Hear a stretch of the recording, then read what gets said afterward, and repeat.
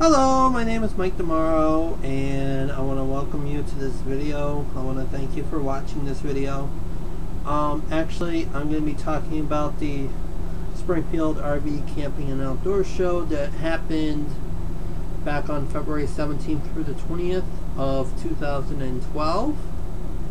Now, I did a review video about the Tampa show back last month, and I'm going to do one about our show now.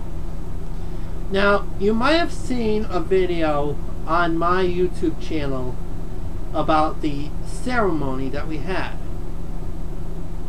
It was 10 minutes long. It wasn't that long, but I did record that video of the opening ceremonies for the 50th show. It was amazing, I can tell you that much. You know, with the awards presentations, and I didn't know that Travel Town of Southwick was in the show for 50 years. It's an amazing accomplishment that they have been in the show for 50 years. You know, it's an amazing accomplishment overall that the show's been around for 50 years. And it's thanks to the volunteers, which obviously that's who the show was dedicated to, was all of us volunteers that worked the show year after year after year. You know? But yeah, it was a great show. It was a great 50th anniversary. The only things I wish that would not be there for the next year and all that, they had an aisleway blocked between Destination RV and the team booth and the Bloodmobile, and they were trying to encourage people to go on this side or that side, go around to get to the prize area to drop off their tickets and go over and see the PV8 booth and the NAFCA booth and the Bloodmobile. Now, I don't think that curtain right there was a good idea to block that aisleway. I think they need to remove that curtain and free up that aisleway. I know you're trying to get more people to try to view the trailers, but at the same time, you cannot block the aisleway, you know? Because I noticed that when I went up to one of the doors over on the other side there, I was talking to one of the people that were sitting at the door, and they noticed that some of the people, some of the patrons, were actually turning around and going back the way they came, because they didn't want to walk all the way down to drop off their ticket for the prize. You know, I can understand that. That's why that aisleway needs to be cleared. I can understand that, because how else are you going to get people to come on over to like the our club's team booth and our club booth and our parent organization's booth to join our club? Are you looking for more people to join the club and become volunteers at the show for next year? Well, then you need to clear that curtain right there and remove it so that people can go through the aisleway. You know? So you don't have people going around and then some of them turning back. You know? It's a long walk already for them to walk through 3 buildings. You know? But anyways, and I felt also that the ad for the show was a little bit lame, but it was okay, but I just felt it needed a better voiceover person and, you know, a better attention deal, you know? Should have been better, the ad. I don't know if they're going to do anything different for next year. But anyways, as you may know, I do live here in Florida now, and the only reason why I went up to Springfield, Massachusetts for the RV show is because my family and friends have been working there for... My family's been working there since like 1963, so... Like the chairman said at the one of our ceremonies on one of the nights, that my dad worked at every single show for the past 50 years.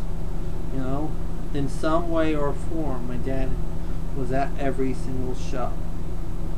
You know, and my grandparents joined the club in '63, so it was a great way, you know.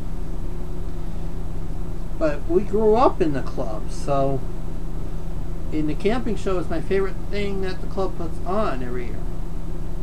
You know, it's all run by volunteers. We don't get paid to work at the show.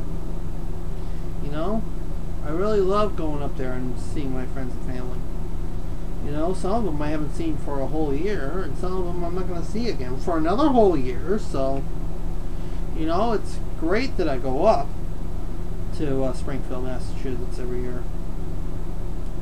You know, and I'm hoping that next year we can have more exhibitors come to the show, and I'm hoping that the show is more open there. You know, the show is a great show. You know, for the past 50 years it's been one of the best shows in this country. You know, I know that the Tampa show is a great show too, but this show's been a long time. You know, I wouldn't be surprised that in the future you're going to have more people coming from all over the country just to go to that show every President's Day weekend. You know, just like they do at the Tampa show every Martin Luther King Jr. weekend. But anyways, I wanted to also talk about how up until until last month, I ran the Facebook page for the show for like 26 months. It was a great page overall, but I felt okay now that it's okay that if somebody else runs it. You know, it was for me hard to let go of it because of all the fans that I got for it, and all the camping club fans and all the people that loved it. I enjoy running the page, but at the same time I understand where they were coming from too. So I know I don't run that page anymore, but I am going to continue to contribute to that page as much as I can. So like if there's a campground that's been destroyed by a tornado, or a campground that's been destroyed by a hurricane or a tropical storm or a blizzard or whatever, and they need our help, or if we see it in the news that they need our help, we're going to try to help them out. So whether they've been in our show before, or they're in our show now, or if they're going to be in our show in the future, or if they're an Afghanistan member, we got to help them out, you know, and I'm going to try to contribute to that. Like if they need our help rebuilding or something, we're going to be right there to help them out. So, but yeah, I'll try to continue to contribute to that. Now, it was great to see everybody at the show.